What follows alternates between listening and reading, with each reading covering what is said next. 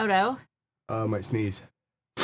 What is up? I don't need that. Happy Friday. Last Friday, everything went wrong because I pre-recorded the Friday Bean and it streamed on Thursday because I was very, I had too much on my plate before we left for our music festival. There are very few times when I admit that I have overloaded myself with things, but between the boot camp, the YouTube channel, pre-recording the Friday Bean, planning for Amplified, which took place yesterday. Hopefully you guys got to watch that. If not, it's on the Printify channel. I was session number 2. But between all of that, meeting with Printify and doing all the other things, I just goofed and streamed the Friday Bean on Thursday. And I didn't realize it until Mark and I were driving to Lost Lands, and I got the alert that Starla and Marc is going live, and I'm like, no, I'm not. And it was streaming. So hopefully you guys still got the chance to watch it. It was a great webinar. It was only like 30 minutes long because Mark wasn't feeling well, and I had pre-recorded it. Now, obviously, we're both sick because we were at a festival with like 100,000 people, but we're here, and we have so much to catch up on. I know you guys asked me to cover the new Etsy like policies page thingy, and if we might have time for that, but there's something that's even more. Is he misbehaving? Yes, already. There's some. Stay in your seat. Lay down. Lay down. You stay here. Don't tear stuff up. There's something that's even more pressing. I feel that most of you probably don't have access to yet. And we're going to show it off live today because I think that it is super cool first and foremost, but I want to show you guys how to use it. That way you guys have a leg up. So when you finally get access to this new feature, you know what you're supposed to do with it. Please be patient with us today. Again, we don't know what we have. We don't know. I don't think it's COVID. No, it's not. It's Wook flu. It's fine. Yeah, just being around, you go to a dirty... It's 5 or 6 different things in one. That's just kind of how it is. You go to a festival with 100,000 people. Every type of illness spreads to everyone, and you catch everything all at once. That's why we look and sound like crap today. Yeah, but, I mean, we had a great time. Well, totally I look and sound like crap. She sounds like crap and looks hot. So. It's the makeup. Without the makeup, I am in shambles. But... in case you guys don't have it yet, Etsy is now giving just a little bit, not very much, but a little bit of keyword data. And that's really cool because we can take what they're, hopefully you guys, some of you have access to it. I don't yet. I had to rely on Anthony Wolf, our CEO over at eRank, to send me a bunch of screenshots of one of our staff members who does have access, and we had to like blur a bunch of stuff as to not show off like any of his PII. Long story short, what I'm showing you today, I don't even have access to. So if you don't have access to it, that's a-okay. We have been working really hard though, chatting to try to figure out like what is the best way to use this new little tidbit that Etsy's giving us. So that's what we're going to be covering today as soon as Mark I don't know what he's doing, but he's figuring something out. And then I'm trying to add some exposure because for some reason YouTube just absolutely crushes video, but there's nothing in here to do that. Let's see. That's okay. I ain't worried about it. Mark got wool flu. I'm assuming you mean flu. Oh yeah, we all did. Starla's just as sick. You just can't hear it. She's getting over it faster than me. Oh yeah, she's got magic. I had a real bad fever last night. I felt awful last night, but it's worth it. You go hang out with the dirty hippies in the forest. You end up absolutely worth it. It was a magnificent I time. say that as if Mark and I aren't dirty hippies in the forest. We clean up nice, but in reality, we're just feral wild children. It's so dark. It is very dark. It's been dark though the last few weeks. But we're sure why that is. I'm not. We're screen sharing anyway, so just configure everything and we'll start screen sharing. It's already ready to go. All right. I'll turn the lights up. What flu? That's what it is. All right. All right, you ready? We should be. Is there one more slide? Yeah, there we go. Okay. Screen share. So Etsy has some new SEO tools. Super duper exciting. we've got some issues with them, but, you know, anything that Etsy's willing to give us, like, they have the ability to. Etsy technically has the ability to give us all kinds of stuff that they choose not to.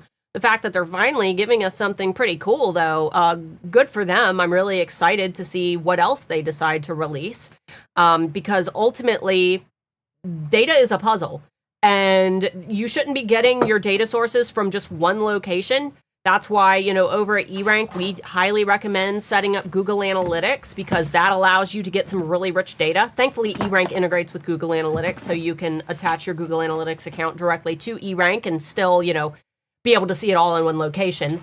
It does kind of suck when you got to go to a bunch of different websites just to get the full picture, but every little place that you can go to get little bits of data, it's just more puzzle pieces that help to fill in that full picture. So first of all, before we get started, please consider donating to St. Jude Children's Hospital via the donate button directly under the chat.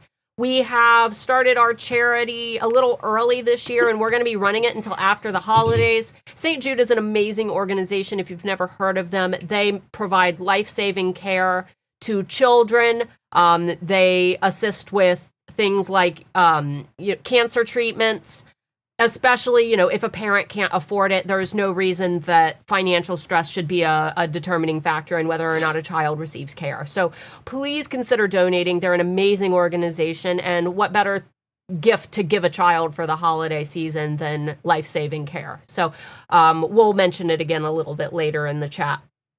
And that money, when you donate, it goes directly to them. We don't see a penny of it. These YouTube charities are so cool. You can connect them directly to your live stream, and they get to see it immediately. So, all right, so let's get back to the stuff. Do you have in your Etsy dashboard this new feature right here? In your stats tab in your shop manager on the left-hand side, you will see a little section now that expands. I don't have it. I don't have the expandable section. But there is a new thing called Marketplace Insights. So let me know in the chat if you guys have this feature. I would be curious to see what the majority are saying. Just keep going. I'm going to take them upstairs. Okay. Let me see. No. Yes, I do. Oh, you have it? I don't have it either. Nope. Don't have it yet. No. I don't have it. Ooh, I have it. Awesome. Well, those of you who do have it, you'll have to let me know how you enjoy it after you see today. I got it as of today. As of today. I wonder if I have it now. I don't have either, and I have a Plus subscription. It's not a Plus feature. It's not a Plus feature. It's just a regular feature. Okay. Well, feel free to follow along if you do have it. I don't have it, but I was able to explore it thanks to this very mysterious, unknown eRank team member who allowed us to utilize their shop. Like I said, we had to blur out a little bit of data, but hopefully we can still figure it out together. So, first of all, when you click on that section, you get a new way to find ideas. I did take this particular screenshot from Value Added Resources, their article, because we were worried that the exact keywords, because these keywords are tied to your specific product that you're selling based on the keywords in your listings. And we didn't want to risk the person who volunteered their shop, you know, their specific terms being shown and it, you know, in any way tying back to who they were. But you will see a thing that says explore terms related to your shop, where you can enter a keyword similar to eRank's keyword tool, and then it will populate these little sections, little keywords, and you can see how many people are searching for those keywords, which is super cool. I like to, you know, consider this like the eRank keyword tool light. You know, this is really, really great for people who are just starting out, who need, you know, a springboard. But for those of you who are a little more experienced, and I'm assuming if you are here, you probably are a little more experienced with your keyword research. For you guys, I think that this is a great way to kind of get ideas that you might not know to search for, especially if Etsy is allowing us to see, you know, what they are connecting to our shops, what terms they are connecting us to. So take a look. Let me know if the terms that are popping up for you guys are close to your products. I've heard mixed messaging from people. Some people say that the terms that are populating have nothing to do with their shops. Some people are saying that, they're getting a lot of terms that they use in their shops. So let me know how accurate it is for you guys. But when you click on one of those terms, you get something really cool. You get a 30-day search volume graph. This is super useful because, unfortunately, this is not something eRank can provide. We get our data at the end of every month. This allows you to narrow in day by day, which is super cool. This is like microscope data, whereas eRank is providing us with telescope data, where you get a bigger picture. So when you pair these two things together, you get the most complete picture possible. So here's an example of the search term Halloween decor over 30 days. Day by day, you can hover over and see the number of searches and the search results for them. And then directly underneath that, there's also a quick list of more ideas that you can sit and research. You can see, what the competition level is. That's the search results and the number of searches for that term. We have closely compared our data over at eRank, and they're usually within the few thousand searches. Keeping in mind that Etsy is the one who has all of their own data. eRank, we get our data from third parties. So a couple thousand off is completely normal. What you want to look for is, the averages here. I do have some caveats, which we'll get to in a minute, because there is some kind of shady stuff on the Etsy side that has me somewhat not trusting everything that they're providing to us, but we'll get into that in just a few minutes. So here are the pros of this data. These are the things that Anthony and I sat and, kind of fleshed out as we went through everything. First of all, you can get rich trend data directly from Etsy. That's so cool.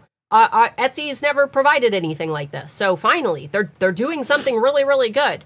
It's a great way to serve as a research springboard. So if you want to start a research journey and you don't know what to do when you're like in eRank looking at the keyword tool and you don't know what search terms to even start with, go see what Etsy is, saying. Go see what they think your shop is connected to and do a deep dive into some of those terms that they're putting in front of you. And it helps to understand more of what's trending right now, because Etsy is the only one who can provide that day-to-day data. They're the only ones who have access to day-to-day 30-day data. Now for the cons. This is where, we kind of feel like they're lacking. First of all, it's all global. So all the search results, they're all looped together. That kind of sucks because you can't target a specific country. You can't go in and see like, okay, everybody is, if you were to search something like Christmas crackers, for example, that's something that is popular in the UK, but not really popular in the US. So if you wanted to search for Christmas crackers, Etsy would just loop all of the country data together and you wouldn't be able to do specific targeting.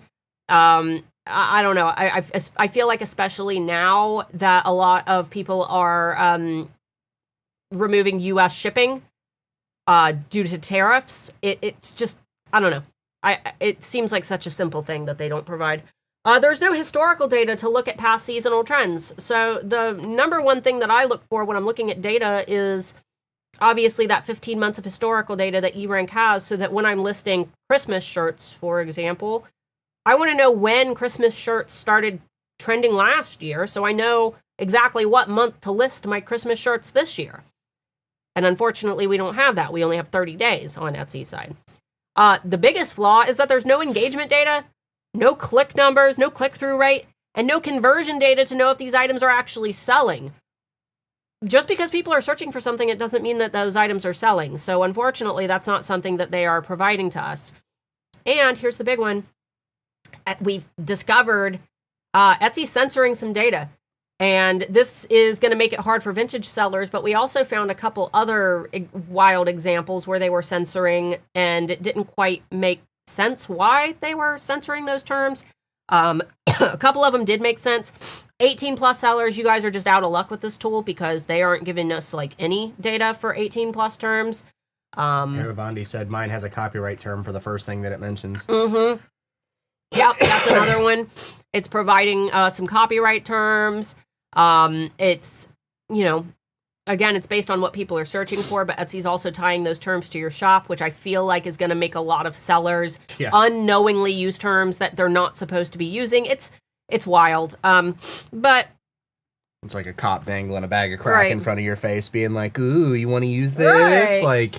So here's an example of the censoring, and we used a broad term like Pokemon just because, we know that people are searching for Pokemon on Etsy. You can't list Pokemon stuff on Etsy. No, you cannot. But they aren't providing any search data at all for terms like this. Now, this could be an issue for our vintage sellers. If you're selling like 1960s Tupperware, for example, you fall within your rights to sell on Etsy. But if you're trying to perform some research, Etsy's going to show that there's no data, and I don't know if Tupperware specifically has no data, but I'm just thinking about those sellers who do need to look up specific product types, who are within their rights to sell those specific things, who can't do their research. Things that are currently relevant with a historic standard. Now, here's one that was really interesting. This was a crazy long tail keyword. So because it is so specific, there was no average search volume in eRank either. However, Halloween black hoodies. That's such a simple term, right? Etsy is showing that there are 0 competitors. They're showing there's 0 searches. We're saying that it's unknown because there's just not enough data. But the competition numbers are very odd because there are definitely people listing Halloween black hoodies. So I'm not quite sure why Etsy's telling us that there are 0 listings utilizing the term Halloween black hoodies. Maybe because Halloween is a movie? I don't think so, because Halloween... I know that's a stretch. We did other searches for Halloween products. We did Halloween decor, and it was there. So I don't know. I'm a little suspicious of some of the... And we went through a lot of different examples of this. There were a couple others that we didn't have an explanation, so I didn't want to show them.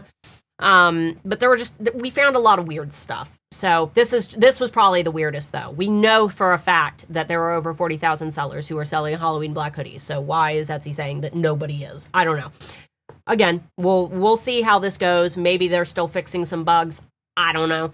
No, I doubt Amy said maybe the word black is considered a racial slur. I highly doubt No, because it's a color. Yeah, it's a color. Something in the combination of words is something that they don't like. Right. We don't know why. Could even be something in a different language that, when it translated, turns weird. Right. We have no idea. There's no frame of reference here. Yeah, we did a lot of searches. And there were some that were really obvious that should have been censored, like copyright terms that should have been censored that weren't. So it's very odd. Thank you, Miss Wares, for donating. We appreciate you. So, all that aside, suspicions or not, like I said, I'm a little suspicious of some of the stuff, but some data is better than none. They're not giving us a whole lot, but they're giving us something that's rare that we don't have access to anywhere else, and that's what gets us excited over at eRank and here on my channel. Anytime we can get something that we have no other way to access, we're like, oh crap, this is a piece of the puzzle that we've never had before. Right. So here's how we recommend making the most of this, because the newbie sellers and the inexperienced sellers, they're just going to look at this data at face value by itself, and they're going to say, okay, I have everything that I need. Now Etsy's giving me all my search volume. I don't need to use any other tools. Okay, that's sure, you can do that. But I want to open your mind a little bit and show you all of the ways that you can pair this data with things like eRank so that you can get the most complete picture possible, which is, this is where my advanced sellers, if you're brand new and you can't afford eRank and you're just going on the free membership, that's totally fine. Newbies, that's totally fine. But take the free data and use it as you will. But I know that for a lot of you, you're paying for eRank, and you want to know how to optimize everything that you possibly can. So, okay, so first and foremost, use the Etsy keywords that they're giving you. All those cool keywords, like when you click on it and they give you things that they've tied to your shop. identify trends that way. Like, look at the different trends that you see in Etsy, and then take that term into the eRank keyword tool. And this is going to allow you to narrow down on searches for specific countries. So again, we have that little search graph that will show you that for specific terms, you know what countries to target. If you are in another country and you're like, is it going to hurt me a lot to turn off shipping for my home decor to the US because of the tariffs? You go into the keyword tool in eRank, you pop that term in there. Okay, the US is primarily the one searching for home decor. So yeah, it might hurt a little bit to turn off shipping to the US. So that's one piece of data that, I think is relatively important. Not one that I look at too much, just being a US seller. I feel like we kind of US sellers are mostly selling to a US market for the most part, but for international sellers, I think that this one is relatively important. You also have the ability in the search bar in the keyword tool to toggle by country, so you can perform a specific, search just for the search volume in the UK, like Christmas crackers, for example. If you don't want to see the average searches in total, you can swap it over for average searches in the UK for something like Christmas crackers. Here's the big one. Use Etsy to identify that seasonal trend like Halloween decor, but then take that term into the eRank keyword tool. And this is where that 15 months of historical data is super important, because if you're listing holiday items, you got to know when the best time to list that is.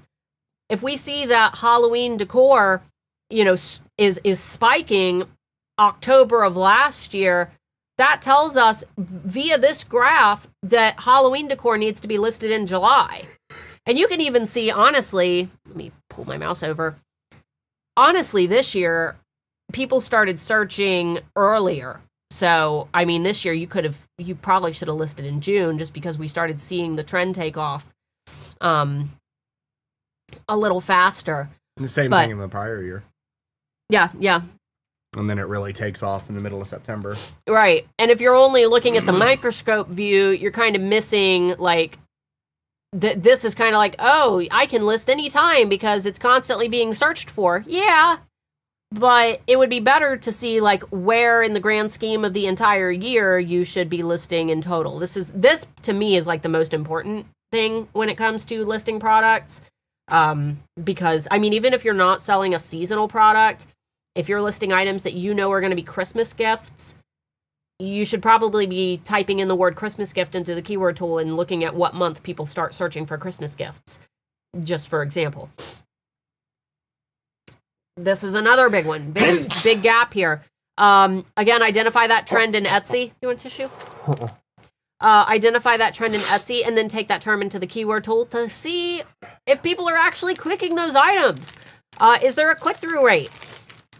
And then, something new that we just added to eRank, we actually have the data on if somebody adds something to their cart and purchases it. That's a new bit of data that we were able to get our hands on. So you can actually see if somebody is, if we're noticing a higher than average conversion rate, which is huge. So we can see if that item is super duper trendy in search. But we can also see if that item is likely to convert into a sale. Just because people are searching for something, it doesn't necessarily mean that they're going and buying it afterwards. We see terms all the time that a lot of people search for, but they ultimately never complete a purchase. That typically happens with really, really broad terms that people use as a springboard for their search. For example, if I was shopping for my mom for Christmas, I might start on Etsy and put like mom Christmas gift, and then scroll through all the different ideas. But then I notice, there's a really nice specific type of engraved necklace on the page. And I'm like, I used mom Christmas gift as the springboard, but ultimately I didn't buy anything. I just used it to get ideas. I found that really cool engraved necklace. Now I'm going to go back up to the search bar and search for, engraved mom necklace. And that's what I end up purchasing. That original search wasn't a search that was likely to convert into a sale. There wasn't a lot of purchase intent behind it. So again, great for getting an idea. It's great for seeing like, okay, home decor. I need to get a little bit more info on that. Also, well, I'll get into that in a minute. I'll get into that. I'm getting ahead of myself. Okay, so this is the main like factor here. Use the Etsy data to narrow down on this month's specific trend. That way you can get that fast real-time data, day to day. I see this being a little bit problematic for the sellers who hyperfixate on day-by-day data. I'm not a fan of day-by-day data. You shouldn't hyperfixate on it because it doesn't paint a complete picture, and I think a lot of people, like, I roll my eyes anytime I see somebody who's like, oh, I had 3 searches yesterday and 10 searches the day before and 20 searches the day before that, but only 2 searches the day before that. Is that normal? Like, take a step back, take a step back and look at the grand scheme. It's not about what your data looks like day to day. It's about, it's trends over time. Right, it's trends over time. You don't get any statistical accuracy by just staring at your day-to-day data. So I can see this becoming almost like, I don't know, it's something that people are going to start obsessing over for no reason. I mean, it's interesting. It's cool. I wouldn't sit and stare at it every day to see if your main search term, like, oh, how many searches did it get today? How many searches does it get tomorrow? However, with eRank, plan strategically. This is going to allow you to seek that profitability by looking for those terms that are actually converting into sales. It's going to help you to understand when to list your seasonal items and longevity of a term. That's so important. Like, you need to be able to see, what time of year specific terms are trending and when those trends die. And you can't see that with 30 days of data. You kind of got to have a broader view. So again, it's good data, but you need a little bit more to paint a complete picture. So again, Etsy's giving us a microscope. We're able to really narrow down on that day-to-day, monthly view. It's good to keep an eye on. I love that Etsy's providing it.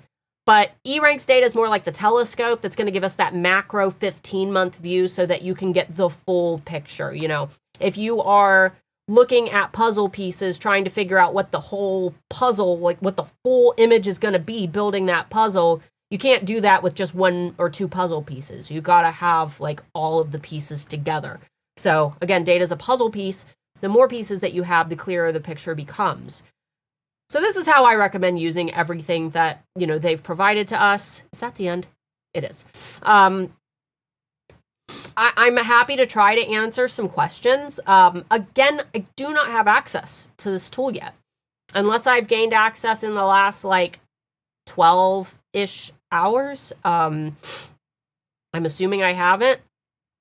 Then I'm probably in the boat with you guys. But let me know in the chat, if the keywords that they're tying to you, if they're any good, if they're related to what you're selling. Are you finding anything interesting? I'm really excited to dive in more, and I wish I had more that I could even cover, but until they give me that access, I can't. So anyway, guys, again, please consider donating to St. Jude Children's Hospital via our little button down below the chat. Mr. Moore, can you hand me a tissue? I will. Yeah, I think that's it. And you guys can get the questions do not have to be relevant to the topic at hand. You guys can ask anything. Yeah. We're done with this stream early, and questions will guide our chat here. We'll cut once we don't have any left. Sorry. Because if you can't tell, we're quite ill. Yeah, I was trying to not blow my nose and make a gross noise, but I had to. You can stop sharing now, though. I'm going to wait until you're I'm done. I'm good. There you go. I'm good. Also, I figured out why we're so dark on the screen, but I can't fix it while we're currently streaming. Oh, okay. Oh, goodness. Etsy needs to give me that tool right now. Yes. Right, Pam? Why don't we have it? Why don't we have it? I don't understand. We're the important people. We should have it. Hey, Anthony, you're here. Yeah, he's been here. He's been answering questions in the chat. Awesome. Miranda asked if anybody's in Missouri. Track packages have been sitting for days before being processed. Oh. I don't know. Is something going on in Missouri? Is there some bad weather or something? We had a lot of rain in Ohio. Hit us out almost out of nowhere. It was fun. Should we be changing our image sizes yet? Is it a trial period or is it a permanent change? We get that question almost every stream. Oh, Anthony, Thank you, Anthony. It doesn't appear that they even know what they want to do or any rhyme or reason. And not only that, They tend to vary from operating system to operating system, from device to device. So they're likely testing what they need to do on different devices to appeal to the most people. If your photos look like absolute doo-doo burgers, I mean, keep in mind that most people are searching on mobile. Like, what was it? Anthony, do you remember? Pam, do you remember what percentage? It was like 43 point something percent of Etsy traffic purchases or on the app. That's a lot. That's a lot of traffic. So definitely make sure that they look good on mobile. His images, are they square or are they vertical? Mine are vertical on my app. And mine are horizontal rectangles. And I'm Android and he's iPhone, so even from us, having your subject centered in the photo is the safest thing that you can do, because regardless of aspect ratio, it'll end up in the center. Centered top to bottom, left to right, as long as your object is centered, you should end up relatively even there. Yeah. Knocked over and poured water everywhere. Did it? Yes. Anthony said about 45%. Yeah, that's a lot. Like that is a big chunk of traffic. So, I would definitely try to check on your phone, and if you have the ability to check on iPhone versus Android, or even if you need some extra help, maybe post in the Handmade Alpha Facebook community and say, like, can somebody with an Apple device, like, please take a screenshot of what my shop looks like. Right. I think they're just trying to optimize it I'm assuming based on resolution and aspect ratio of device. For instance, most Apple products do not use 16:9. Mm-hmm. They use like weird 17:8 point. They're like weird resolutions. And where Windows typically, unless you buy a specific monitor, sits at exactly 16:9 or 21:9 if you're an expert user. Pam said 45% gross merchandise sales. Yes, so, and they had their largest growth for mobile users over the last year. I remember that was part of their their presentation. Yeah. So mobile is definitely king when it comes to making sure that your photos. But your main question was, should you change them? Etsy hasn't announced anything, but you know what? It's almost the holidays. People are already holiday shopping. If your photos look bad, I would just try to change the ones that look really, really bad. Make sure that you're checking on multiple devices if possible. If you need to see how your shop looks on a device that you don't have, feel free. The link to the Handmade Alpha Facebook community is down below. Feel free to join that. Just say, hey, here's the link to my shop. Can somebody on an Apple device, an Android device, can you guys take a screenshot on mobile so I can see what my photos are displaying as? Just so you can get a general idea. And then, Christina Nicole, our photography coach who we love so much, her channel is by Christina Nicole. I tell you guys to do this all the time, but somebody who knows how to spell her channel, please put it in the chat.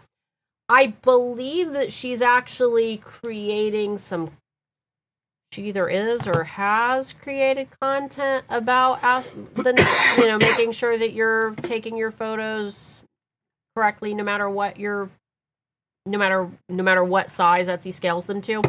But regardless, she's got great product photography tips over there that, and she focuses on cell phone photography. So that might be something to look into as well. What we got? I have a tutorial blog on my website on how to install my mushroom shelves. Am I allowed to link that at all from my shop? So it gets a little iffy. As long as you're not selling from that website, you should be okay. You cannot link them to a page where you are selling things. In all technicality, you shouldn't be linking them to a website where you also sell them either. That rides kind of a bit of a gray line where they can get iffy with that. But if you're not selling on that website, it's fine. You can link whatever you want. Yeah, I know that Etsy, I don't know where, it's buried somewhere in their policies, but they have said in the past that if you have a video, like a YouTube video or a tutorial or something that goes with your product, you are allowed to link that in your listings. Websites, again, it gets iffy. What Etsy doesn't want is for you to send them somewhere else where they can buy your product, because, Etsy wants to make their little cut of that sale. And if you're just directing that traffic elsewhere, if you're just directing that traffic elsewhere, then Etsy's not getting their cut. So as long as you're not doing that, I don't think that there would be any issues there. But, if you're ever worried about it, you could always message Etsy support, take a little screenshot of the chat just so you have your receipts. That way, if a support person tells you it's okay, you've got the exact screenshot of your chat. That way, if anything were to happen, you could say, hey, no, this person told me it was fine. I recommend doing that when you have any questions that could, risk your shop getting shut down, or, you're worried about that. Just right. Have your receipts. Have you guys noticed that the criteria for being included in their cyber sale this year includes turning on global shipping? What? Oh. Really? Has that ever been a thing before? Why? The cyber sale is primarily a U.S. thing. Why would they do that? Like, I know people in Europe definitely buy. I'm not saying that, but... Are they trying to, is that their way of kind of, like, combating sellers turning off international shipping due to tariffs? Like, they're trying, I don't know. I have no idea. If they want that, maybe they should lobby against tariffs. Yeah, it's kind of interesting. No, I had no idea. I didn't even realize that they had released their guidelines for their cyber sale this year. Just because I haven't really kept up with anything. I've been sick. So, other than this is the only thing that I've focused in on because I thought that this was really interesting. Has anyone noticed that Etsy seems to be increasing their crackdowns on policy violations? Yes, they've been ramping it up, and I think as their AI gets better at identifying things, they'll continue to do so. I think they had to ramp down for a while because if you guys remember, those of you who are new sellers probably don't, but like a year and a half ago when they really started kicking their AI into gear, it was just like hitting everyone for some reason. It was just kicking everyone out of that. I say everyone. The angriest voices are always the loudest. It wasn't as big as people blew it up to be, but a lot of people were getting policy violations when they weren't breaking any rules, and they seemingly made it where there was no leeway. Like, oh, you mistyped your driver's license number. Goodbye to your Etsy account. Like, where a human should be able to be like, oh, honest mistake. That shouldn't be punished. Let me see if.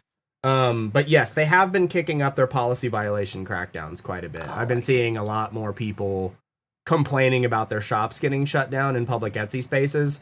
And if you see it in the public Etsy spaces, 9 times out of 10, it was somebody drop shipping, somebody selling a product they shouldn't have been selling. Like, you guys know, you see it. If you ever see a post where people are saying that their shop got shut down and they refuse to tell you what they were selling? Oh, yeah, all the time. Or the first question is always, what were you selling? And then and then they're just like, it shouldn't matter. And it's like, it absolutely matters. Sorry, I wanted to... What are you trying to do? I could have done this for you. Okay, yeah. Log in for me. And then I had something that I wanted to show off that I totally forgot about. Oh my God, two-factor. Just ask the next question. Yes, it's me. My brain is having a hard time understanding how to add trends to niches. Can you give an example, please? Sure. So some trends aren't going to apply to you. If you make children's clothing, I covered this yesterday at Amplified. If you create children's clothing and your whole brand is about babies and stuff, and you notice that wine quotes are trending, probably not something you want to add to a baby shirt. It doesn't apply. However, right now there is a trend of dogs, like cute little dogs, dressed up in outfits. I don't know if you guys have noticed it, but I'm seeing it everywhere. Like, there's little dogs in Halloween costumes, and like little dogs in fall, like scarves and beanies and hats, and little dogs in Christmas outfits. Dogs in outfits is a big one that I'm seeing this year. Okay, if you create, trying to think of a good example here. I guess that one's a little bit more abstract. It really depends on the niche. Like, you have to grab the trends that make sense for you. Okay, in my shop, we sell bookish items. We officially license with authors. But we don't, not all of our products are author items. So, for example, we saw a trend with, I'm not a bookworm, I'm a book dragon.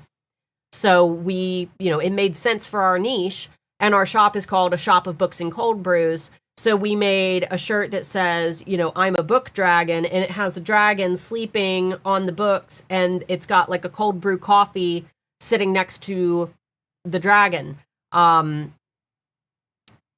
it really just, again, it depends on what your product is. If you want to follow up and give us, give us an idea of what you sell, It completely depends. But just know that you don't have to grab every trend. Find the trends that make sense for you. If it's a color, For real. If it's even if it's a photography style, we show off in our trend videos over. We go to the Target finds section, and when we do those deep dives, we analyze like what color backgrounds Target is using for their featured product. Who cares about the product that they're selling? What background color are they using? Okay, cool. That's a background color that you can use in your product, or that you can utilize for your own photo backgrounds for social media marketing. Like, there's so many ways to incorporate in trends, but again, it's very product specific. What do we got? I don't know if you already answered this because I just joined, but what would you say the cutoff is for listing for Christmas? For Christmas? I mean, there's really no cutoff. It kind of depends on what you sell. November is when you're going to see the most searches. Are you selling things themed around Christmas? Or are you selling gifts for Christmas? Because that's two entirely different things. Keep in mind that, people, when they're shopping for Christmas gifts, they aren't necessarily shopping for Christmas themed things to give as Christmas gifts. And I always use the example, I hate getting Christmas pajamas. I hate getting Christmas pajamas on Christmas. Mark knows not to buy me Christmas themed pajamas because if he gives them to me on Christmas, I get to wear them on Christmas, and then the day after Christmas, I'm like, Christmas. Like, if I'm buying her pajamas, I'm buying them for me. So well, there's that. First of you're all. not buying me like Santa Claus pajamas to wear throughout the year. You know what I mean? No, Santa's little helper pajamas is what she's getting. But, most people aren't searching for Christmas themed things to give for Christmas. So the searches for Christmas themed stuff, most of that is going to take place, October, November. Moving into November, December, that's when people are going to be buying like gifts, mostly November. And gifts aren't going to necessarily be Christmas themed. They can be, but for the most part, people are searching for things that are going to be applicable throughout the year. Listing holiday items like Christmas specific, I would really try to get those done as soon as possible. If they are Christmas in nature, Santa Claus and whatever, get that stuff listed right away. If they're gifts, you get a little bit more leeway. And the good thing about gifts is that even if they don't sell for Christmas, hey, like they're going to sell sometime. That's just inventory for your shop. If they're not Christmas or winter specific, they could sell anytime. But Christmas themed stuff, I would get that stuff listed as soon as possible, because right now Christmas is already one of the top trending searches on Etsy. If you go over into the eRank keyword tool and you search for the word Christmas, it's already showing with a high conversion badge, which means not only are people searching for the word Christmas right now, they are buying.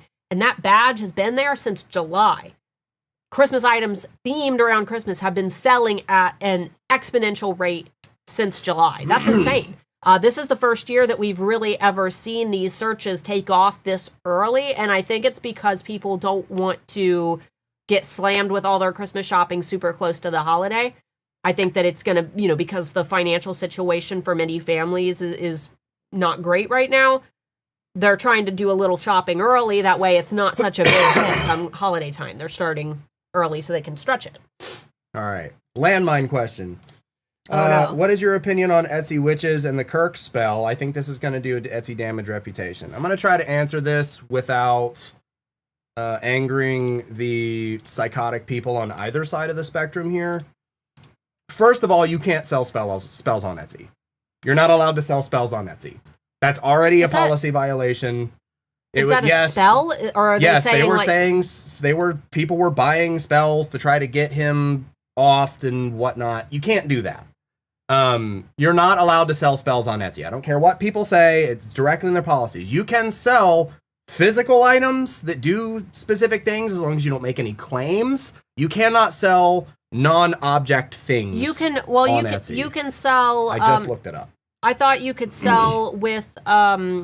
You are allowed to sell like a spell jar for love and positivity, custom candle rituals, tarot readings for guidance. You are not allowed guaranteed weight loss spell. I will cure your illness with magic.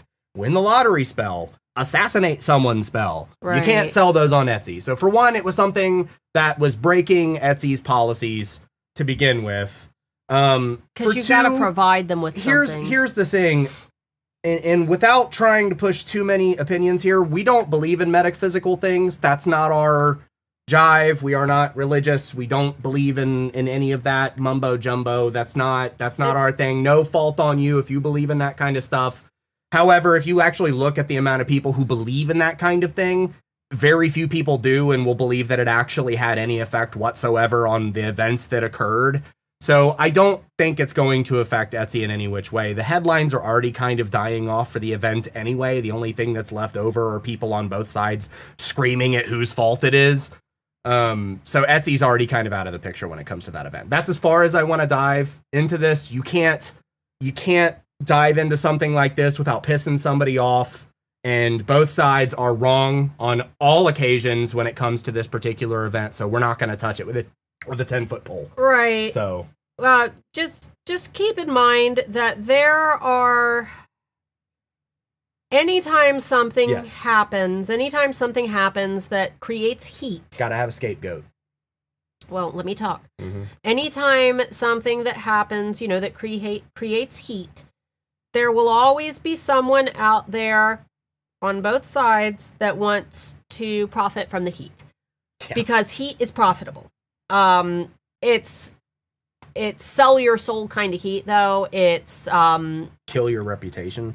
Well, and it's if it feels icky, it probably is. And the way I see it, Etsy, it takes them a little bit of time to really decide how to act when it comes to new forms of heat. A lot of people are still going on about how they're not removing the alligator Alcatraz merch. They are. I have so many screenshots of sellers. Oh, my shirt got removed. And good. Like, they're getting upset about it. But then there's also people saying, why isn't Etsy removing them? They are. It takes time. Enforcement takes time. So, I knew that this was going to happen right when the news broke. I'm like, oh my God, Etsy's going to be full of shirts, celebrating this.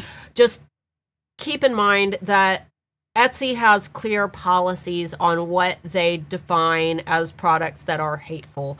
And only Etsy themselves is going to be able to enforce their policies. If there's a listing that you come across that you don't like, that you feel violates those policies that they haven't caught on to yet, report that listing, do your due diligence if you feel that it is a policy violation, keeping in mind that Etsy does not act quickly.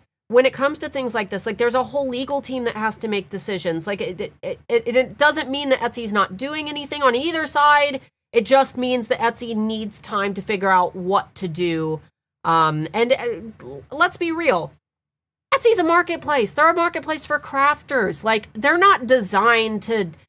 They never thought during the creation of Etsy that they were going to be dealing with stuff like this. It's so outside of what Etsy even is. I have no problem with people expressing creative freedoms and creating products that they want to sell, whatever. Just know that you have to abide by Etsy's rules. You are in their house. Yep. If you want to sell things like that and they don't follow Etsy's rules, then you got to make your own website and do it there. That's just... I'm not telling you to do that, but you got to follow the rules. And if Etsy deems that the products don't follow the rules, then they're going to potentially suspend your shop. So official moral stance: shame on anyone attempting to profit or make a spectacle of human misery, no matter what it is. Any human misery. Both sides of the spectrum, televising, making big public things, selling spells, anything like that. Shame on anyone who attempts to profit or gain from human misery or death. Period. In any form. Period or death. Doesn't matter what you feel. We're not going to state our opinions about the person or the people involved. It doesn't matter. If everyone involved who profited from this event is a terrible human being. That's it. Yeah, it's just like back during COVID, there were people, making crazy shirts. Like I can't even think of any of the specifics, but there were some shirts that were like, yay COVID. It's right. What? Miranda said, yeah, Etsy just keeps getting hits to their reputation now. I mean, I know. But here's the thing: everybody does. Like there's evidence that Facebook and Meta have done nightmarishly terrible political things. They're still the number one platforms for like, it doesn't matter. It's gonna get swept over the shoulder. The people that are sensationalizing these things are usually in like the bottom level IQ of society, and it's gonna in a month they're gonna forget that it happened, see a cool ad on their Facebook feed, and see that it's Etsy, sign back into their Etsy they promised they'd never sign back into again, and buy again. Who cares? And if they're off of it, if they're buying into that kind of crap, do you really want those people as your customers anyway? Who cares? Yeah, that's true. They need people who don't understand that Etsy is a marketplace, not Right. you know what I mean. Etsy's How dare Etsy sell that? Like, it wasn't Etsy. It was somebody who was breaking Etsy's rules to sell a product they weren't allowed to sell. Right. But you don't want that person anyway. I try to make it a point when I see like friends or family members, talking about Etsy, like Etsy makes those decisions. Like, Etsy is the flea market, and we're just the little stalls in there. And if somebody's selling some weird crap in the corner and the flea market hasn't realized it yet, we can't just blame the flea market. Once the flea market catches on that guy's selling weird crap in the corner, like, okay, get that guy out of here. He's being weird. He's making us all look bad. But that doesn't mean that all of the other sellers around him selling candles and soap and nice things they're not at fault. It's not their fault. So anyway, I always say, like, I hope that people are just as critical of Amazon, because this even when the like alligator Alcatraz thing first started and people were selling they're not shirts, taking those shirts down. They're available on Amazon, and I don't see everybody rushing to cancel their Prime subscriptions. No, I gotta have my I gotta be able to order paper clips next day. Just again, like he said, don't play into sensationalism. Etsy's an easy target. Yeah, it is. They're smaller. Nobody's going to talk crap about Amazon like that because they got the money to put anybody into the dirt that even says the wrong thing about them. Right. Etsy doesn't have that kind of money. It's not going to, who cares? Yeah. I just let it blow over, just like any drama, it sucks. Etsy's getting a lot of negative heat. I think that the sellers tend to perpetuate it a little bit, but I do think that as a whole, Etsy's trying to make some good moves. I do have an article. Are we like flooded with questions? We have a lot of questions, yes. Do we have like a minute that I could show off an article? Can I answer questions while you're opening the article? It's up. Yeah, go for it. Okay. So Etsy did release an article called What's New on Etsy Fall of 2025. You guys can just search What's New on Etsy Fall 2025. It should pop right up on Google. But they have an updated article with all of the new stuff that they've done. They released it about 10 days ago. So they've got top tasks on the dashboard of things that they want you to, do in your shop. I think that they're starting to make some really good moves. I really like some of the stuff that they're doing. They've got a new seller checklist for things that sellers should do right when they start up their accounts. So you're not feeling so alone. This is really interesting. This on-the-go education for new sellers delivers micro-learning lessons straight to your phone. I think that that's really neat. I'm excited to see what they do with that. They built all them new AI tools that we've been talking about. I'm not a huge fan of this title tool because it's crappy, but I've got videos on that if you want to look more. Attribute suggestions. They've got an AI writing assistant. Auto billing's now available for all non-US sellers. I know that international sellers, you guys have been asking for that for a while. We've got that new policy violations page, which will hopefully allow those of you who aren't breaking Etsy's rules, who have had listings deactivated, to actually get those looked at. Etsy's acknowledged that they haven't been doing a great job of that. So that's something new that's available to all of us now. Redesign Community Hub launching this fall. I'll keep up on that. Messages post-purchase updates make it easier to keep buyers informed after they've purchased with automated order confirmation, shipment, and delivery notifications. I haven't seen this, but that's interesting. Reviews page now loads in just 55 milliseconds in the seller app. Okay, cool. UI is always good, not something that most people even notice, but the fact that they're working on UI is great. And then they've got that marketplace insight. So the new color themes that we have, where you can select, if you've got Etsy Plus, you can theme your banner. We've got the new shop insights that we just did the whole stream about. And they've got improvements to Etsy ads that you guys have been asking me to look into. I just haven't had a chance yet with everything that Etsy's been doing. But they've got a lot of new cool stuff, guys. Like Etsy's, I really like the Etsy's. I feel like they're finally listening. I feel like, after all of the whining and complaining that we have been doing for years, and I keep telling you guys, like, give them feedback, like, do not let up on them. If there is something that you do not like, make sure that you are giving them feedback. And Say it out loud. Say it loud. I feel like they're finally moving in a good direction that's focused around the sellers and not just the investors. And, that should be applauded. We should be happy about that. Anyway, check that article out. There's a lot of good stuff in there, but you just saw the bulk of it. I have 2 shops. Can I sell the same design as both shops as long as they're on different products? For example, I have a cat design on a shirt in one shop and the same design on wall art in a second shop. Yeah, technically you can. They just can't be the same. You can't sell the same products. But I've seen, so I kind of relate it to like a seller who creates a physical product, but then they sell the design file in a separate shop. Maybe it's a seller who makes crochet plushies, but then they have a separate shop where they sell patterns for crochet plushies, or you're selling like I don't know, vector graphics in the shop, but then the completed products with the vector graphic in a physical shop. I don't see it being an issue. I don't think that it violates any of Etsy's policies. You might want to, again, get your receipts, message Etsy support, take a screenshot of the chat of them confirming that it's fine. That way you have it. Just make sure that you're disclosing that you have multiple Etsy shops. Yes, you have to do that in your actual like seller profile. When you click on your little picture and it takes you to like your profile, and you can fill out a bio about you as the human. That's where you put it.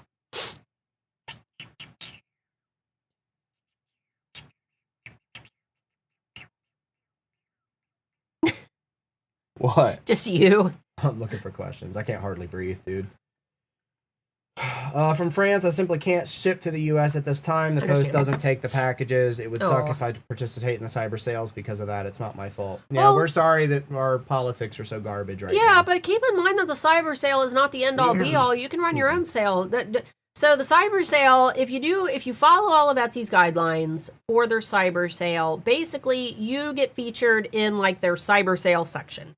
They'll have a special little section where, shoppers can go and click to view items in the cyber sale. That's cool and all, but most people who come to Etsy, they've got a general idea of what they want to buy, and they're going to go to the search bar. Most shopping on Etsy is going to be performed for a specific product in the search bar.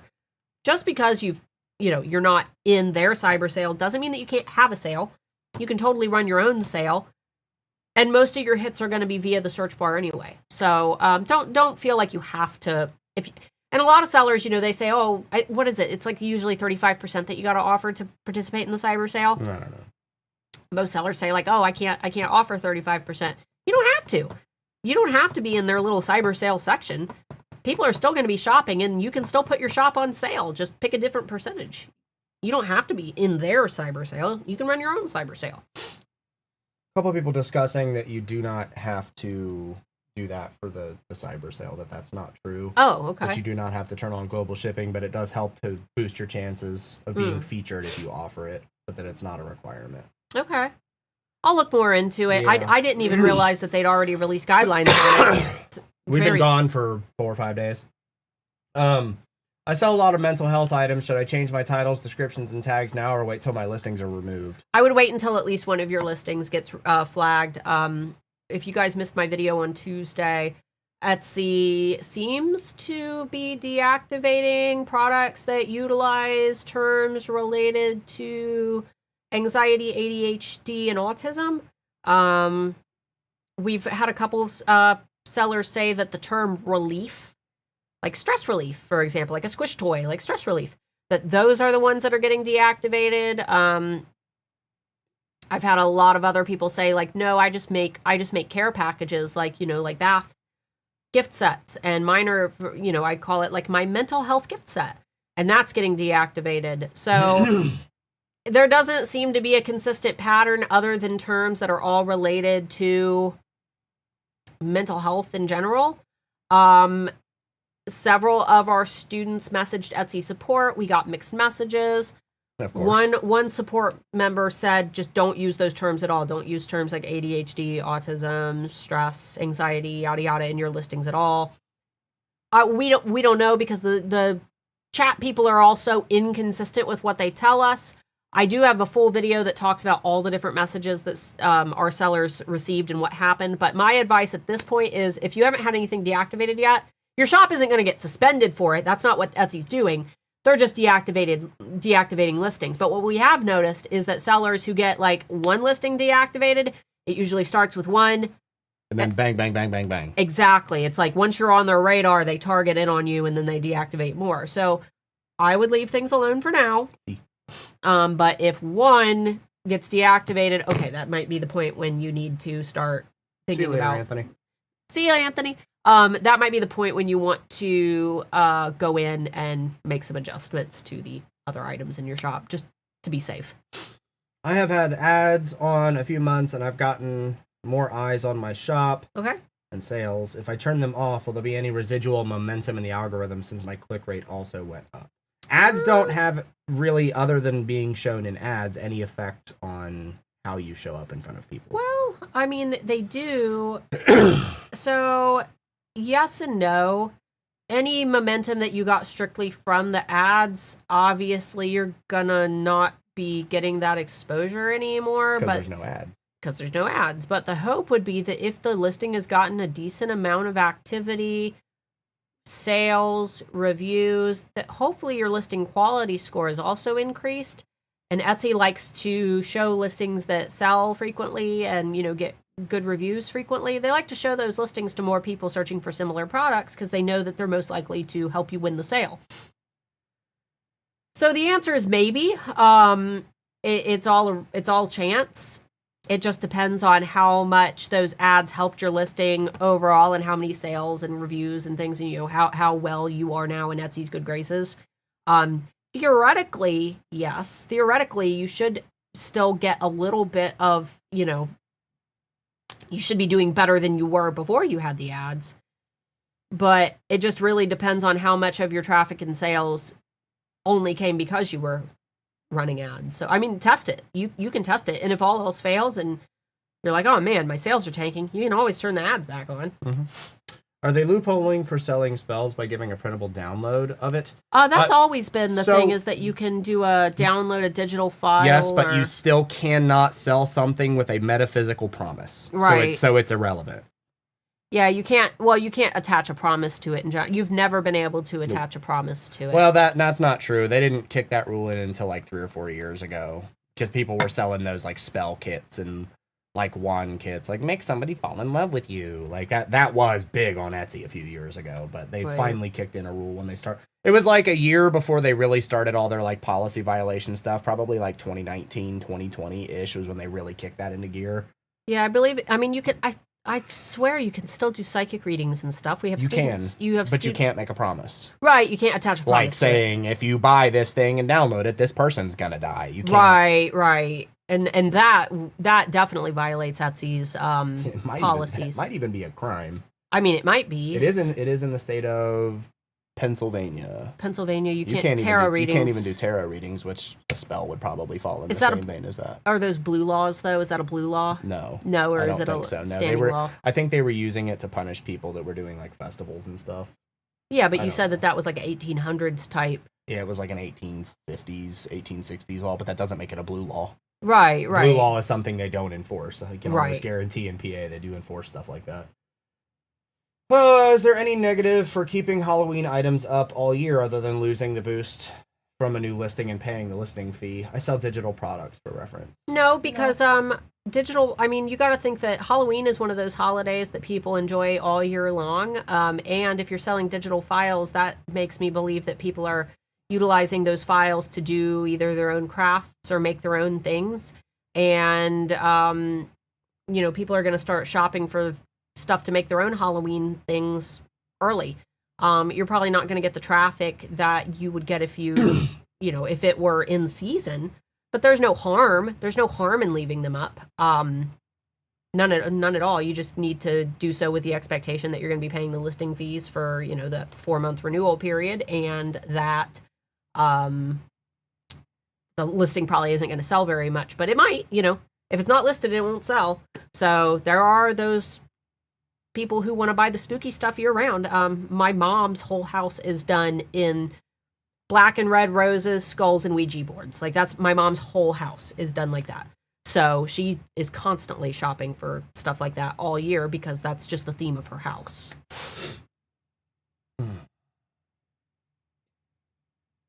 Talking about the Dragon Con AI. Oh. I'm so glad. I'm so sick of going to cons and it being just drop shipped eBay garbage and 3D printed dragons. It's the same ones. It's the exact same printed things, the exact same bought on eBay Japanese plushies. It's all garbage. Drives me nuts. I go to cons to see unique art and outfits and cool things, and I just go there and I just see a bunch of lazy bums who dress up in anime characters they've never heard of, selling crap they bought on eBay, trying to fool people. Yeah, I mean, it's different, you know. Sorry. It's different when it's like just like a big event, but when it's an event like Artist Alley, like Artist Alley. What do you think of when you think of Artist Alley? You think of artists, right? There's, I don't know. And there's stuff. You know what? I'm gonna go get my thing. There's things you can do with copyright material that's actually cool. I mean, that probably is. Let me make sure there's no nudity. That probably is borderline. Yes, it is. It is still borderline. But I like Berserk. Somebody took a unique piece of art, they took manga, and they actually made a work piece out of it. If you're going to use already existing material, do something creative with it. Do something that actually means something. We went to an anime, so it's fine that they're selling anime things. Oh, it's probably not. It's probably not legal. They probably are still... It is legal. It absolutely is. But it's different when you're just going on or it's different when you're just going on eBay and you're buying boxes of already pre-assembled plushies and garbage that took zero work on your effort. Obviously, that's not 100% high effort, but somebody still had to go into the manga, hand select what they wanted to cut out, make a picture of it, paint it took work. Probably took a few hours to put that together. That's still better than garbage. Just put some effort into your... Sorry, I get... I mean, they might be licensed. I don't know. It doesn't matter that if they're seller. Licensed. That falls under creative licensing. You're allowed to do that. It's a collage. Collages are allowed. You can't do them on Etsy, but it's completely legal for them to sell. It's different if they were like... Anyway. You should look that one up. It is. It's kind of like McDonald's can mess up your order over and over again, but a local joint does that and they're dead to you.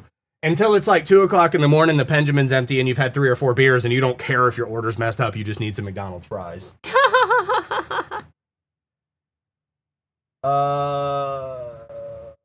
New shop checklist sounds like it would be great. I still remember feeling overwhelmed setting everything up. I could imagine. Oh yeah, just any guidance at all to help help new sellers who have no idea what they're doing. Oh, come on. This is chat jump. Yes. What does Mark's shirt say? Kind of chunky, kind of hunky. The kind of hunky part isn't showing, so you only see kind of chunky. And my highlight disappeared. That's super cool. Okay, I think I found where I was. Yeah, there we are. Sorry, guys, my chat jumped down to the bottom. I'm having to find him where I was. Thank YouTube for being garbage. Okay. I draw wall art downloads. Is it better to have 3 or 4 super niche shops with 20 drawings each, or one shop with 40 to 60 listings? There's really no 3 to 4 super niche shops with 20 3 drawings. to 4 shops with different niches that they put the drawings for those niches in, or one shop with all of their drawings. 40 to 60 isn't a lot. Is your art style cohesive? Is it like a cohesive style where everything could be tied together, where it's just the subjects are a little bit different, but the art style itself is similar? 3 to 4 shops sounds like a lot to manage. I don't see I feel like there's some glue that could hold your products together in a singular shop. You know what I mean? I feel like there are some... I don't know. I would need to know more. It sounds to me like that's a lot, though, to manage. I would try to really figure out if there's a way that those products could fit together in a singular shop. My competitors are selling Disney copyright violations, but Etsy says I can't report because I'm not the copyright holder. That is true. Only the copyright holder can report things. Is there anything I can do? Yes. Disney has a official page that you can report to. It's not just a page. There's an email address and a phone number. There's 3 things you can do. You can email tips@disneyanti-piracy.com. Yes. You can also call, it's 818-560-3300, which is the phone number for their anti-piracy group. They're not going to pick up, but you can leave a message. I would recommend emailing. That way you can actually detail things out, take screenshots. Or you can just send a mail in to Walt Disney Company at 500 South Buena Vista, but that's never going to get opened. So email tips@disneyanti-piracy.com. Can you put it in the chat? I'll try. Yeah, they've got a whole page dedicated to, making those reports. But yeah, it's just like you can't file like a lawsuit on behalf of someone else. It's not your property to defend, even if you know that they're doing something wrong. It is the IP owner's sole responsibility to make those reports, and that's how it's always been. So all the sellers are like, oh, Etsy's not removing all the Disney items. Etsy doesn't know who is legally licensed. I'm telling you right now, nobody's legally licensed to sell Disney on Etsy just because the license... That might not be true, but, I don't know. It's millions of dollars. Like, you are not getting a license to sell Disney. It's so expensive. And if you are, you're too big to sell on Etsy. But, Etsy can't... They don't know who has IP. They don't know who has intellectual property rights. I'm officially licensed to sell Court of Thorns and Roses products, and that's one of the biggest fantasy books in the world, and I can sell those products legally, but we also have to give a cut to the Sarah Maas team for those products. So it's not millions of dollars to run. It's a business to business that you have to negotiate with Disney Consumer Products Division. The upfront is between tens of thousands to hundreds of thousands of dollars, depending. You also have to give them 10 to 15% of your annuals, and you also have to provide them a minimum guarantee annually. So you have to sell so much or they'll strip your license, just like any other license. They also have an insurance policy that you have to hold, because if you create like something Disney themed for children and like a child chokes and dies, you have to have insurance, legal compliance, and manufacturing standards that Disney themselves approved, and advanced payments against the royalties. So you have to say, I'm going to make you this much per year, and Disney says, okay, give me that much, and you can make it back. It's kind of like if you're a musician and you buy your tickets before you sell them. Right. Kind of thing. It's a pay to play. Yeah. Nobody on Etsy has that kind of money. Yeah, it's insane. So long story short, Etsy sellers, they ain't affording that. Sorry. But it's also not legal for Etsy to report them on their behalf. There's also the possibility of profiting off of canceling somebody else, and that's not something Etsy is not gonna. They could report them, but that puts them in legal jeopardy if they're wrong. You never know. Somebody might be a cousin of an artist that works at Etsy, and they have special legal permissions Disney. You never know. You have no idea. So Etsy's not going to put their name in that hat. Right.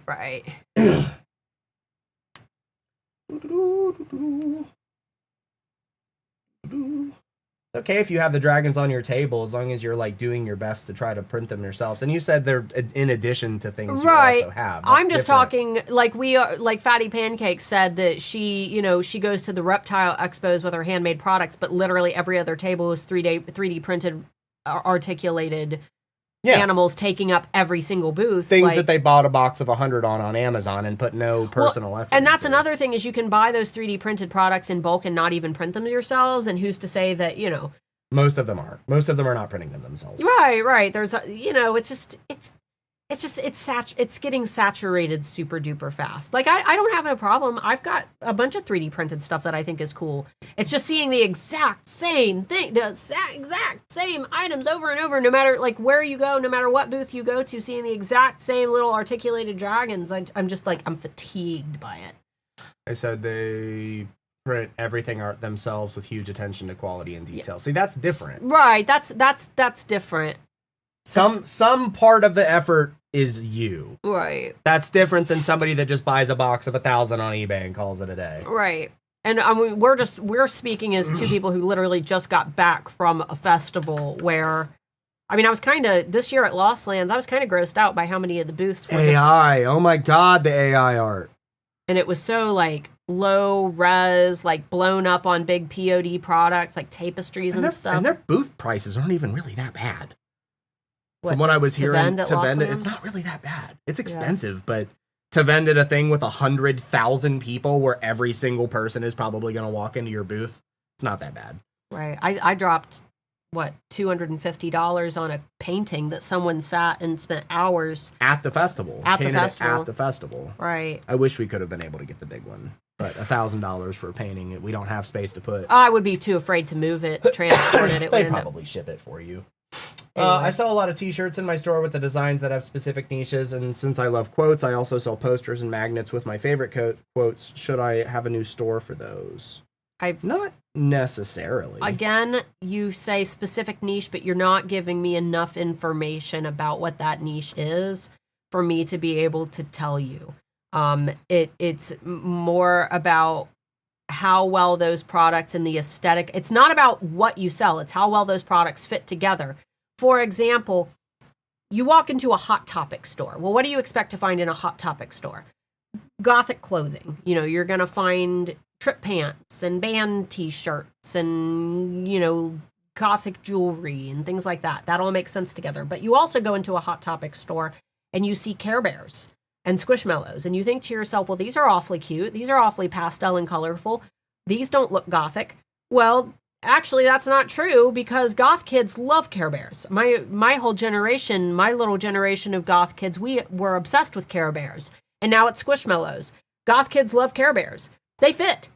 As somebody from the outside who isn't a part of the niche might say that they don't fit because it doesn't look like they fit, but anybody who knows the niche will understand that they do.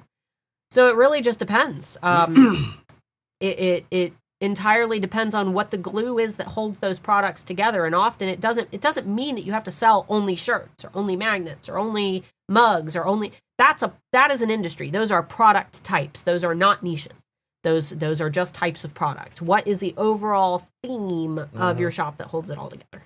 Jessica said the amount of info Disney gets from people regarding copyright is probably insane. I mean, absolutely. They're the biggest streaming service in the world, obviously.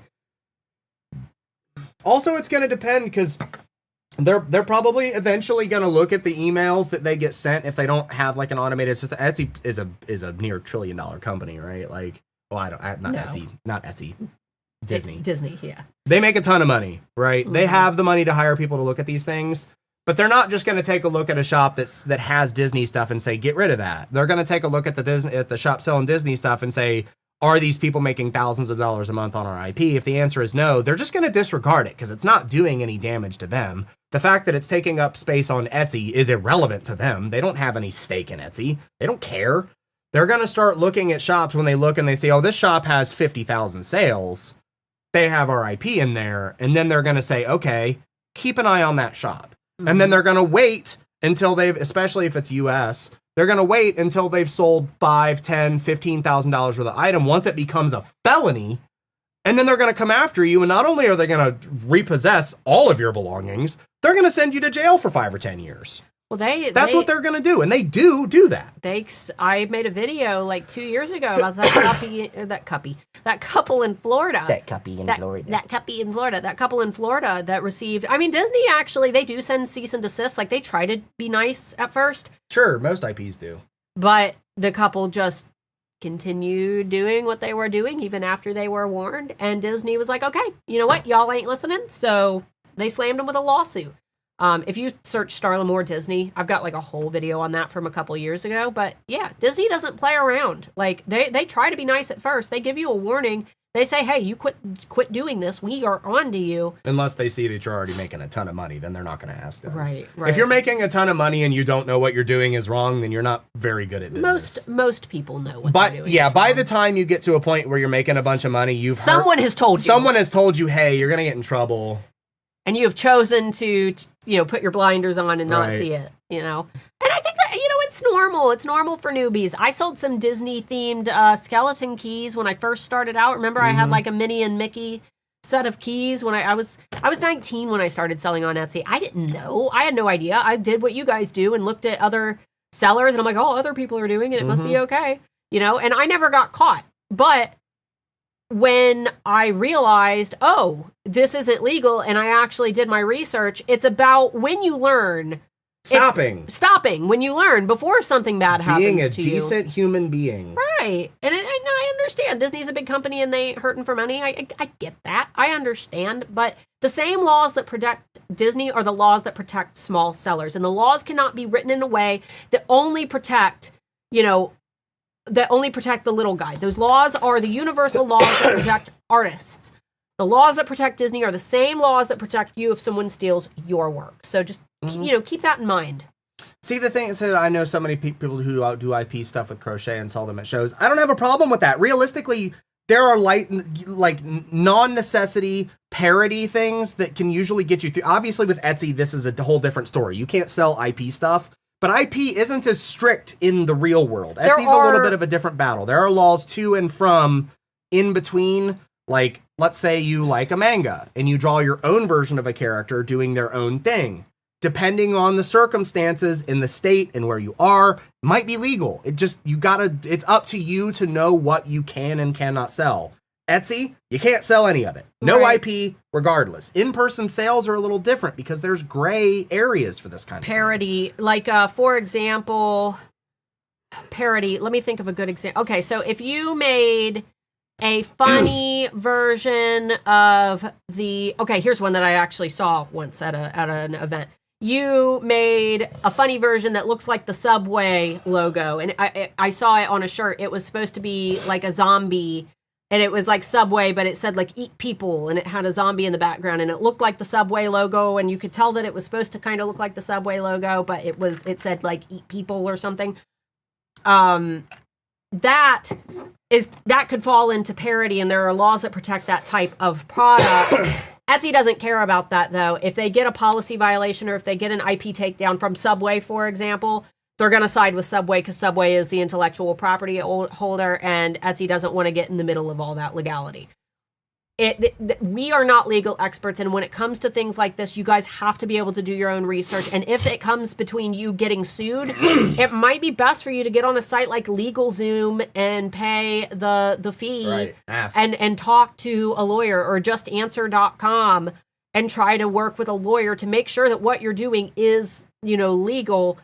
There are some laws where you can get around things. There are some fair use laws there, but again, right. It's up to you to know what you can and can't do. And we are not the experts. No, we're not. And if you get in trouble for it, it's on you. Right, exactly. It's to me, it's just, yes, zombie eat flesh. That's it. Instead of Subway eat fresh, zombie eat flesh. Why did it's eat people?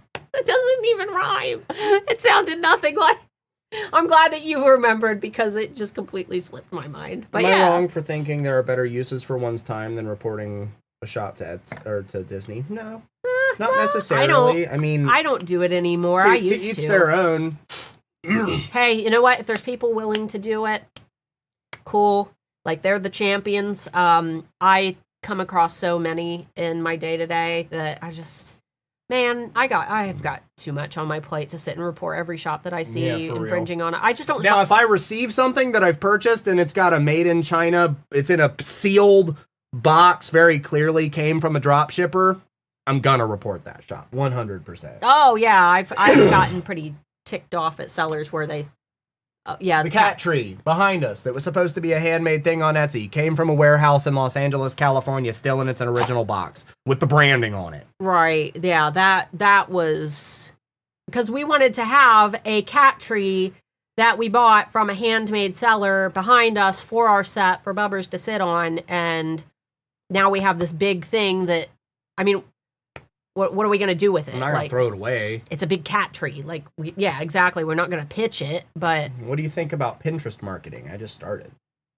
Pinterest is the biggest driver of traffic to Etsy. It's great. We've got Michelle, who...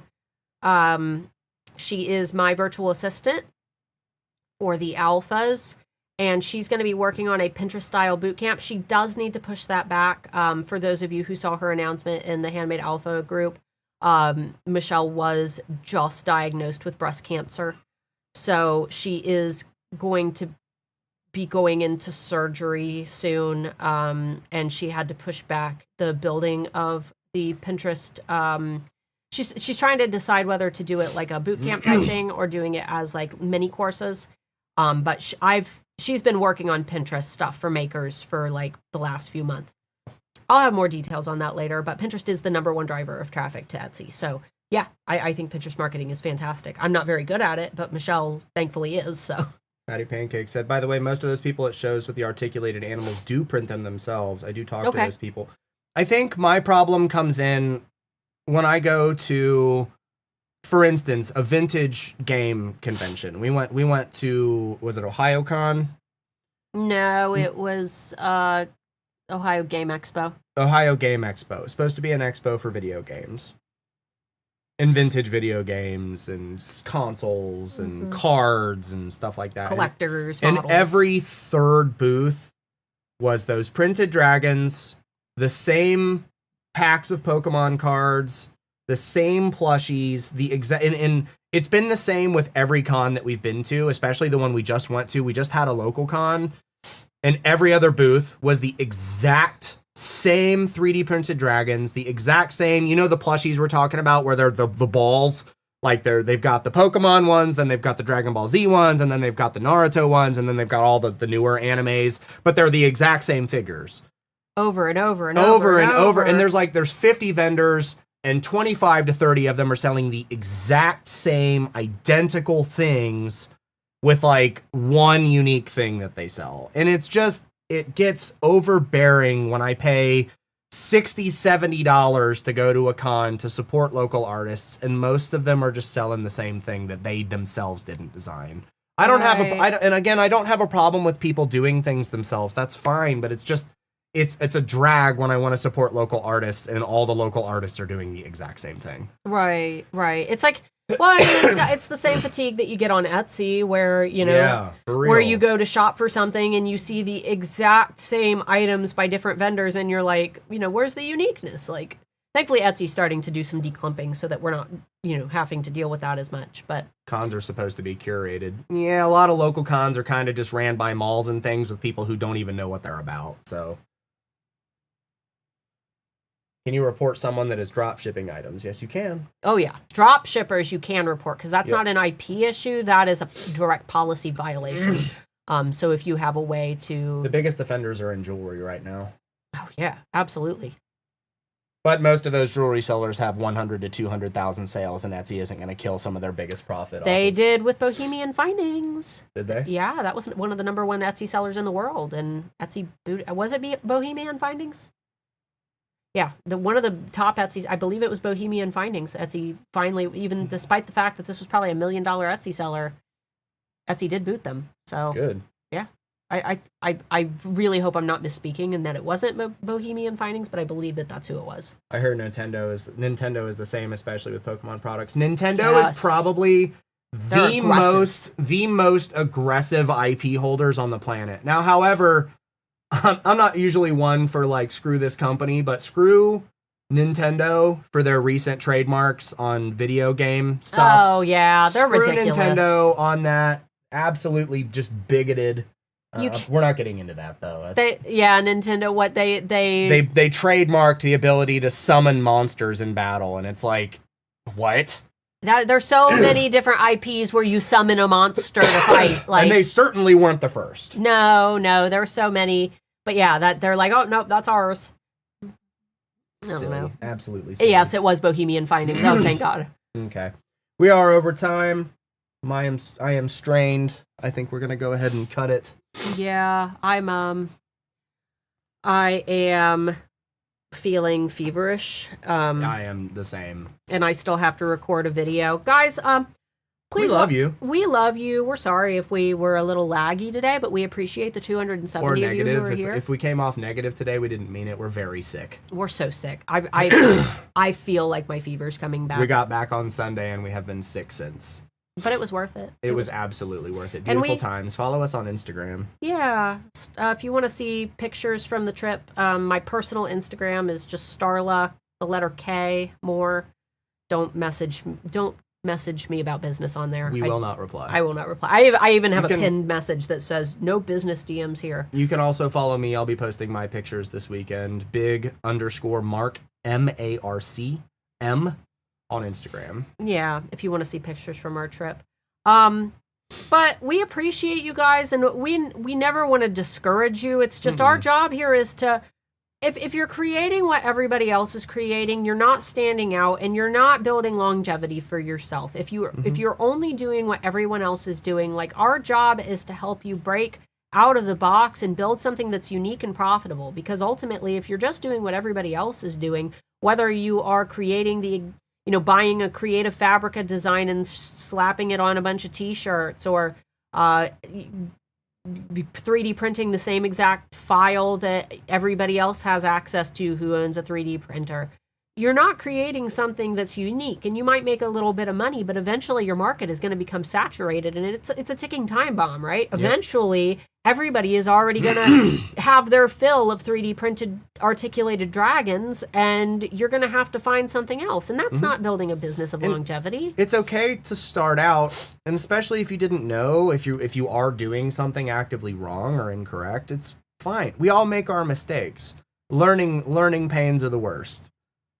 Just grow as an artist. Be an artist. If you want to sell on a platform like Etsy, be artistic, be articulate, be creative. Right. Be the Etsy that you wish Etsy was. Everybody says, I miss the old Etsy. Well, be the old Etsy. Right. Be a part of the old Etsy. No more Mama Bear t-shirts and coffee lazy Sunday pillows. Like, be creative. Come up with your own slogans. Go out and adventure and find something on your adventure that inspires you.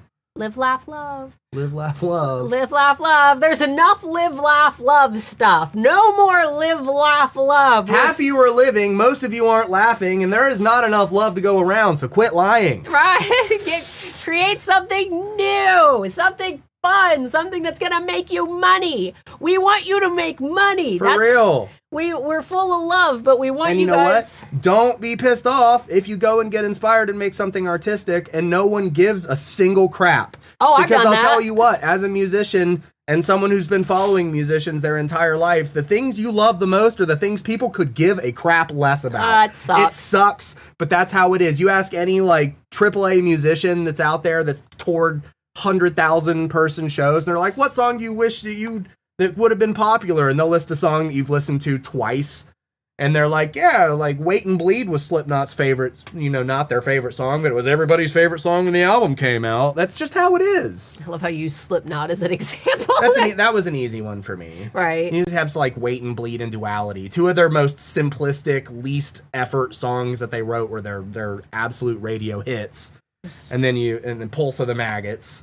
I was thinking more like Smoke on the Water. Smoke on the Water. Right. The song that every guitarist learns that takes no effort at all. Everybody knows Smoke on the Water, but I'm sure that who did Deep Purple? Mm-hmm. Deep Purple? I'm sure Deep Purple was pretty sick of playing Smoke on the Water, but that's the song everybody play.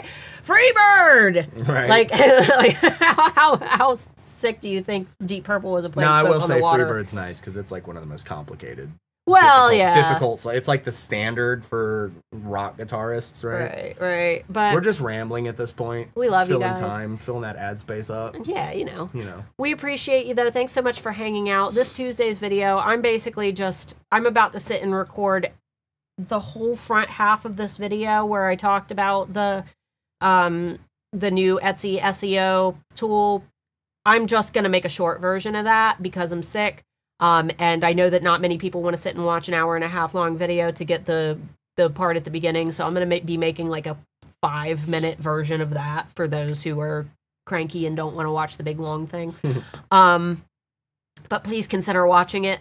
My views have been so bad on YouTube lately. I don't know if it's the YouTube made a lot of changes to their algorithm, and a lot of people are suffering the changes like that, unfortunately. Is it the content? Am I just not creating good content? See, Miranda knows what's up. What she said? I was a Slipknot kid, but then I was more of a Whitechapel kind of kid. I listened to all kinds of stuff. OG angry Whitechapel with the most inappropriately violent lyrics on earth. Don't hate potate, don't hate potate.